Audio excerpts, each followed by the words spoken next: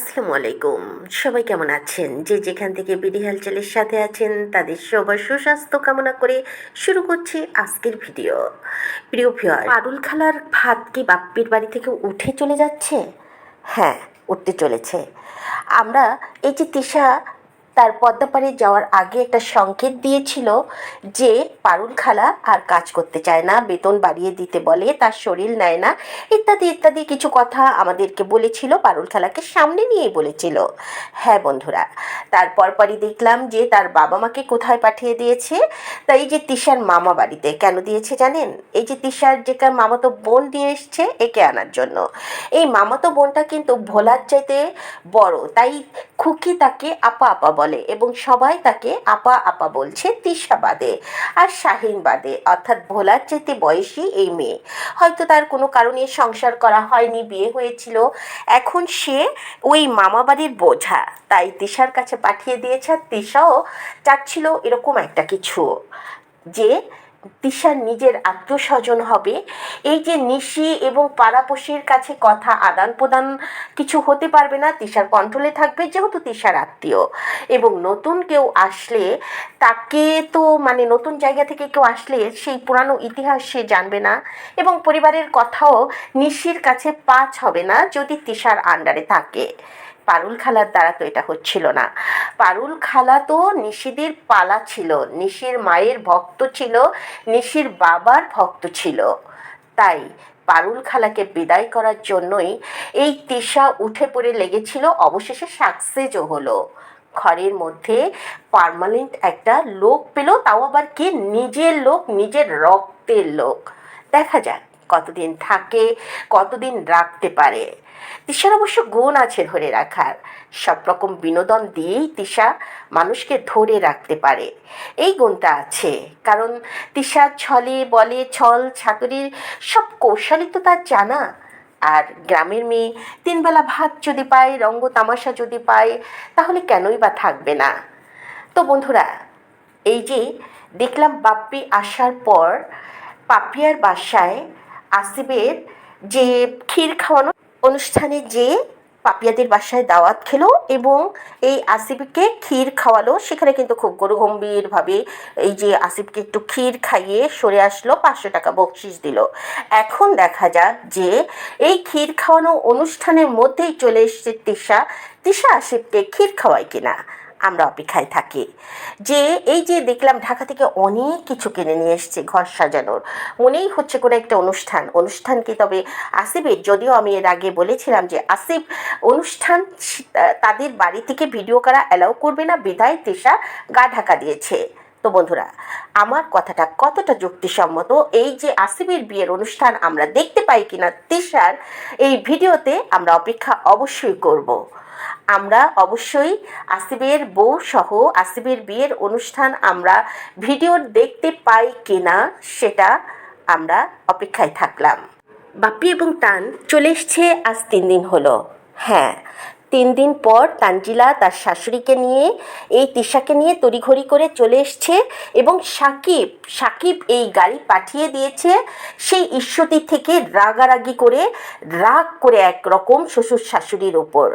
হ্যাঁ বন্ধুরা, আমরা দেখেছি যে এই যে তানকে নিয়ে যে চলে গেল এই বাপ্পি, তারপর কিন্তু গাড়ি পাঠায়নি। তারপর এই যে সাকিব যে রেগে আছে, এই কথাটা আমরা জানতে পেরেছি শাহিনের ভিডিওতে। শাহিন বলেছে যে গাড়ি পাঠিয়ে দিয়েছে জামাই অনেক কষ্ট করে সেই ঈশ্বরদী থেকে গাড়ি পাঠিয়েছে তানজিলাকে এবং তার মাকে নেবার জন্য রাগান্বিত হয়ে সাকিব। তাহলে এমন কী ঘটেছে যে 3 দিন পর গাড়ি পাবনা থেকে আসতে পারলো না? নিজেদের প্রাইভেট কার জুটলো না তানজিলার? নিজের বাবা হলে ঠিকই জুটতো তানজিলা।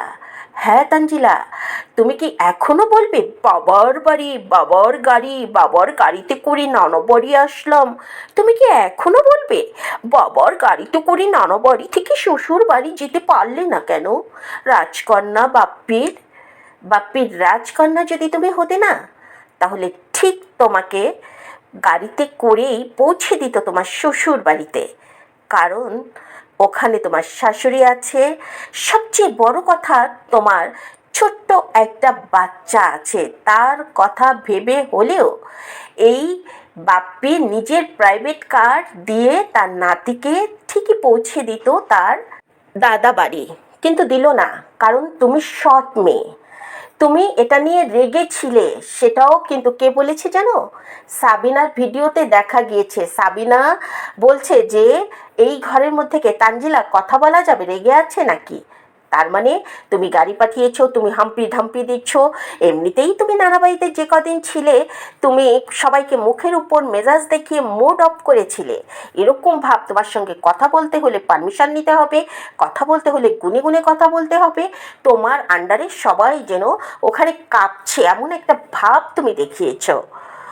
যখন তোমার কপালে গাড়ি জুটলো না, তোমার স্বামী গাড়ি পাঠালো, তুমি তখন তোমার মাকে এবং সবাইকে বেশ মেজাজ দেখিয়েছো, যেটা আমরা প্রকাশ পেয়েছে। হয়তো বা সাকিব তোমাকে কচু দিয়েছে, সেই কচুর চুলকানি সহ্য করতে না পেরে তুমি চিৎকার করেছো, আর যার জন্য সবাই ওই ভিডিওটা ধারণ করতে সাহস পায়নি। বন্ধুরা, আপনারা সাবিনার ভিডিওতে দেখবেন, সাবিনা একসময় বলে উঠেছে যে ওই ঘরে কে তানজিলা কথা বলা যাবে, ও বাবারে এরকম একটা আওয়াজ দিয়েছে। আর শাহিন তো বলেই দিয়েছে গাড়ি পাঠিয়েছে সাকিব। তাহলে কতটা কচু খেয়েছে এই সাকিবের কাছে তানজিলা। অবশেষে তানজিলা চুলকিয়ে দিয়েছে এই হাফ প্যান্ট পরা পদ্মাপাড়ের চরের লোকজনকে। তো হাফ প্যান্ট পরা পদ্মাচরের লোকজন দেখলাম যাওয়ার সময় সবাই ওই যে জামা কাপড় গিফট দেওয়া দিয়ে করছে, সবাই নিজ হাতে গিফট দিয়েছে। একমাত্র দিতে পারেনি কে জানেন? শারমিন, শাহিনের বউ। শাহিন টাকা দেওয়া, শাহিনের নাকি ইনকাম নেই, সে 10,000 টাকা বউ তার মানে ভাগ্নিকে এবং বোনকে দিল কি করে? দেখলাম যে এই বিচার নিয়ে বসছে তিশা, তার মা এবং শাহিনের বউ শারমিনকে নিয়ে। তো শারমিনকে সে ঠাসা দিচ্ছে, বলছে যে আমার মা কি কখনো বলেছে 1 টাকা ধার নিয়েছেন? আপাকেতে 1 টাকা তোমার কাছে চেয়েছে? ভাবিকে বলছে। ভাবি না বলেছে, ভাবি কখনোই বলেনি যে তার শাশুড়ি তার কাছে টাকা চায়। কিন্তু তিশাকে বলবো যে তোমার বাবা মাঝে মধ্যেই শারমিনের কাছ থেকে নগদ নগদ 10-20 হাজার করে টাকা নেয়। আমরা বিগত একটা ভিডিওতে শারমিন বলেছে, বেশ আগের এক ভিডিওতে, তখন বোধহয় শারমিনের ছেলে না মেয়ে হয়েছে এরকম, তখন বলেছে ছেলে, মেয়ে তখনও হয়নি। শারমিনকে একটা ভিডিও বলেছে যে আব্বা যে যে কেবল টাকা নিয়ে আসে, সেদিন 20,000 আনছে, এখন আবার টাকা লাগবে, আমি পাবো কোথায়? এ কথা কিন্তু শারমিন বলেছে। এবং আরও একদিন এক ভিডিওতে বলেছে আব্বা টাকা লাগলে দৌড়ায় যায়, আমরা জানি না রিটার্ন দেয় কিনা, কিন্তু শারমিনের কাছ থেকে তোমার বাবা নেয়।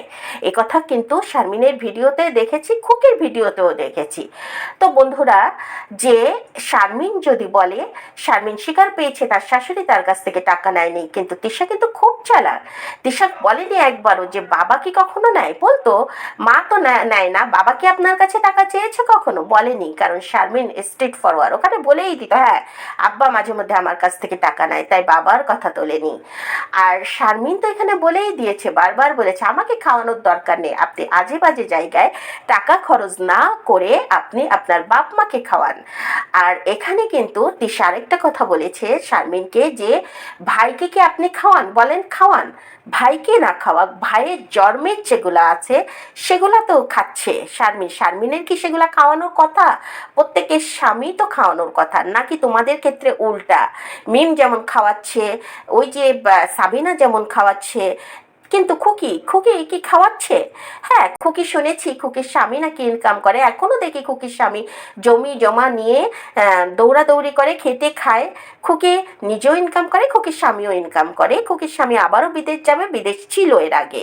তো খুকি সেই বিদেশ যাওয়ার টাকা দিয়ে তোমাদের সংসার চালিয়েছে, মাঝে ইউটিউবে এসে সে টাকা দিয়ে নাকি বিল্ডিং করেছে, কিন্তু খাওয়া দাওয়া সবই তো ভোলা চালায়। তাহলে শাহিনের বেলায় কেন শাহিনের সংসার শাহিন চালাবে না?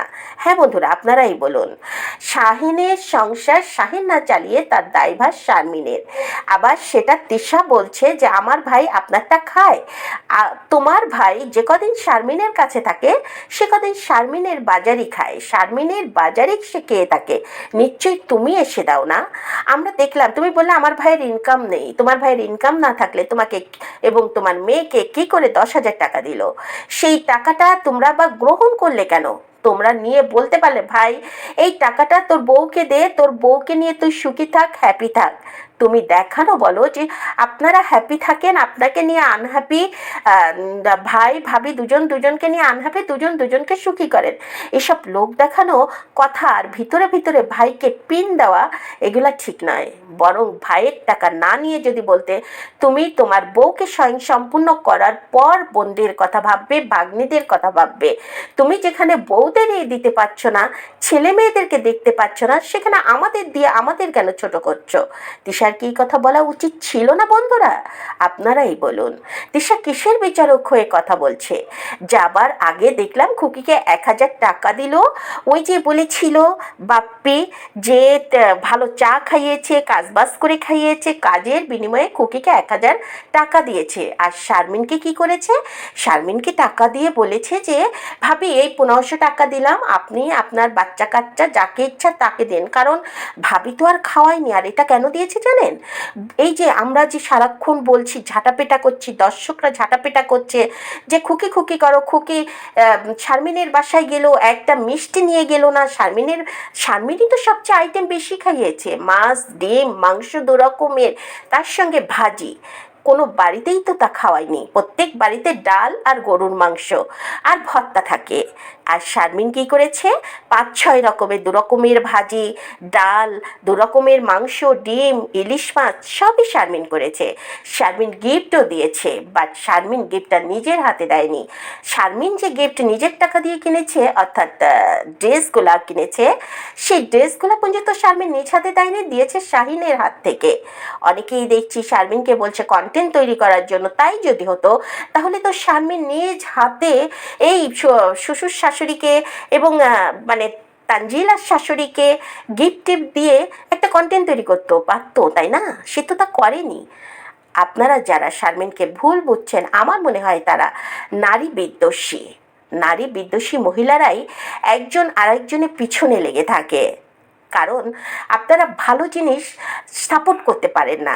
খুকি একটা কুটিল মনের মেয়ে, খুকি একটা সুচতুর মেয়ে, খুকি একটা বাজে পলিটিশিয়ান মেয়ে। ফ্যামিলি পলিটিক্সে খুকির কাছে 0% এই শারমিন। হ্যাঁ, শারমিনের মধ্যে অক্ষর জ্ঞান কিছুটা হলেও আছে। তাই শারমিন যা করে মন থেকে করার চেষ্টা করে। আর খুকি যেটা করে সেটা হমিজিক্যাল এবং পলিটিক্স দিয়ে করে। হ্যাঁ বন্ধুরা, দেখলাম শাহিন বলছে যে আর যদি 2-3 বার ভাঙা দেয় তাহলে নাকি খুকির খুকির বাড়ি ভাঙা পড়বে। তখন তারা কোথায় যেয়ে থাকবে? তাদের বাড়ি, তাদের জমি যদি এই পদ্মার ভাঙনে চলে যায়, তখন শাহিন খুকিরা পরিকল্পনা করে রেখেছে যে তিশার বাড়ি যাবে। কারণ তিশার বাড়িতে অগাধ জমি। কিন্তু বাপ্পের কি সায় মিলবে এই জমিতে থাকার জন্য? এর জন্য তিশাকে আবার ফাইটিং করতে হবে। তিশার সংসারেও অনেক রকম ঝামেলা পোহাতে হবে। অবশেষে যদি নত হয় এই বাপ্পি কিন্তু যাই হোক নিজের 37-এর বেলায় 16 আনা স্ট্রং। এটা কিন্তু তিশা বলেও তাকে করাতে অনেক কষ্ট হয়। হ্যাঁ, কন্টেন্ট তৈরি করার জন্য যে স্যাবলামিগুলা করে, এই যে নারীদের পিছনে যে স্যাবলামিগুলা করে, বাট নিজের সম্পত্তি টাকার বেলায় সে 16 আনা। সেটা তো বুঝেই গিয়েছেন গাড়ির ব্যাপারটা নিয়ে। তানকে নিয়ে সে চলে এসছে কারণ মরিয়মের সঙ্গে একটু বেশি মেলামেশা করছিল, কিংবা অঘটন কিছু দেখেছে যেটা দৃষ্টিকটে ওয়ার্ড লুক, যেটা তা এই বাপ্পির ভালো লাগেনি। সঙ্গে সঙ্গে এসে ঝগড়াঝাটি করে সবাইকে রেখে চলে এসছে। এবং সে গাড়ি পর্যন্ত 3 দিন হয়ে গিয়েছে তানজিলাকে আনতে যায়নি। যে তানজিলা আসার কথা ছিল যেদিন, এই যে বাপ্পি যে রাতে রওনা দিয়েছে সেই সকালে। তাহলে বোঝেন, আপনারাই বলেন তানজিলা কি তার নিজের মেয়ে হতে পারে? পারলে কি এমন করতে পারতো না বন্ধুরা? তানজিলা যে তার নিজের মেয়ে না, এখন আপনারা শতভাগ নিশ্চিত হয়েছেন তো? আর তানজিলা বেচারি সে পড়ে যায় মহাবিপদে। না পারে স্বামীর কোল রাখতে, না পারে সৎ বাবার কোল রাখতে। তারপরে সে কি করে? সবার সঙ্গে মুড অফ করে বসে থাকে। এটাই হলো তানজিলা, নিরুপায় এখন। তো বন্ধুরা যাই হোক, এদিকে তো ড্রাইভিং লাইসেন্স করে এই যে নিশি মনে করছে যে উদ্ধার করে ফেলেছে, বিসিএস পাশ করে পিএইচডি করে ডক্টরেট এমপিল করে ফাটিয়ে দিয়েছে, এমন ভাব করছে সে তার মাকে বলতে পারছে না বলে কেঁদে ভাসিয়ে দিচ্ছে। তো তার স্বামীকে সে একটা ফোন কিনে দিয়েছে, ফোন কিনে দেওয়ার পর স্বামী নাকি হাসি ফুটেছে। ভাবতে পারেন কত হ্যাংলো এই স্বামী। বইয়ের ইউটিউবের ইনকামের টাকায় স্বামীকে যখন গিফট করলো সেটা নিয়ে স্বামীর মুখে হাসি ফুটলো, তার আগে নাকি নিশির সঙ্গে হাসি তামাশা ভুলে গিয়েছিল। তাহলে কি ধরে নিব না যে এই স্বামী ইনকাম খায়, এই স্বামী ইচ্ছাকৃতভাবে বউকে কত রকমভাবে লাঞ্ছিত বঞ্চিত, বইয়ের ভিডিও কেলেঙ্কারি হওয়ার পরও সেই বউকে দিয়ে ইউটিউবে মুখ দেখিয়ে ভিডিও করছে, যে পুরুষ সেই পুরুষ আবার সেই টাকার, সেই ইউটিউবের টাকার, সেই কলঙ্কিত টাকার গিফট পেয়ে নাকি হাসি মুখ ফুটেছে। হয়তোবা এই যে গাড়ি কিনেছে সেটাও হতে পারে এই ইউটিউবের টাকায়, কারণ মালয়েশিয়া তো আজ যায়নি এতদিন।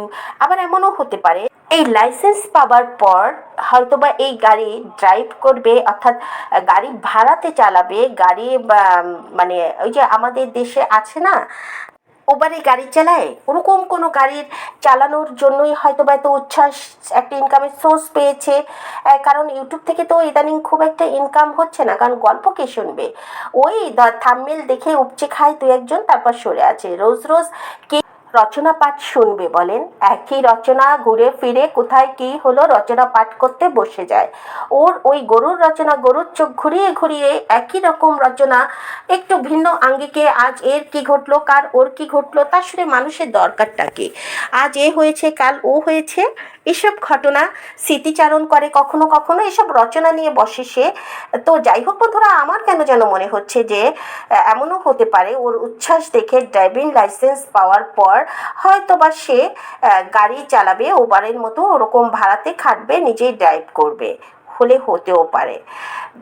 এটা মালয়েশিয়ায় কোনো ব্যাপার না, বহু মেয়েরা এরকম ড্রাইভ করে নিজেদের রোজগার উপার্জন করে থাকে। তো এটা আসলে মানে ইনসাল্ট করারও কিছু না, বাট যখন গর্ভকারে তখন আমরা ইনসাল্টের রূপ নেই। যেমন এই যে তানজিলার শাশুড়ি নাকি কখনো টিনের ঘর দেখেনি, কিন্তু আপনাদের উপরে ছবি দিয়েছি দেখেন যে টিনের ঘরে সয়লাভ এই তানজিলার শ্বশুরবাড়ির আশেপাশে, তানজিলার শ্বশুরবাড়ির আশেপাশে টিনের ঘর, সে যে ওখানে গ্রামে ফুটিয়েছে টিনের ঘর কখনো দেখেনি। টিনের ঘর দেখতে সাবিনার বাড়ি যাবে, আর এই কথা সাবিনা সহ্য হয়নি বলে বারবার সাবিনা ওই যে হেডলাইনে দিচ্ছিল। সাবিনা তো জানেনি, একটা আস্ত কুটনি ঠান্ডা ব্রেনের মেয়ে, সে ঠান্ডা ব্রেনে সবাইকে সে মানে অপমান অপদস্থ করে। ওই যে লোকে বলে না ঠান্ডা মাথায় খুনও করতে পারে, ও হলো ঠান্ডা মাথায় অপমান করে আসে। সেই ঠান্ডা মাথায় সে থাম্বনেল দিয়েছে, থাম্বনেলে লেখে লেখে সে অপমান অপদস্থ এই তানজিলা এবং তানজিলার শাশুড়িকে করেছে। আর তানজিলার গম্ভীরতার পিছনে এসব অনেক কারণ ছিল। তানজিলাকে তো এবার দর্শকরা ধুয়ে দিয়েছে বিভিন্ন আঙ্গিকে। আর হ্যাঁ, ওই যে মোটি বন্যহাতি সাবিনা যে ঠান্ডা মাথার, সেটা আপনারা কিন্তু সাবিনা যখন পরকীয়া ধরা পড়েছিল তখনও দেখবেন সে কি ঠান্ডা মাথায় কি হাসি দিয়ে ভিডিওগুলো করছে। তখনই আমি বুঝেছি যে এই মহিলার নির্লজ্জ বেহায়া, সাথে মাথাটাও ভালো কুল, এর প্রতিটা পরিকল্পনা থাকে পরিকল্পিত। এ সহজে উত্তেজিত হয় না, কিন্তু যেখানে যে ঘাইটা দেয় সেখানে সে একেবারে বসিয়ে দেয়। মানুষ বুঝতেও পারে না, এপাশে সে সাধু বনে থাকে। তো বন্ধুরা, আজকে এ পর্যন্তই। সবাই ভালো থাকুন, সুস্থ থাকুন, দেখা হবে অন্য কোনো ভিডিও।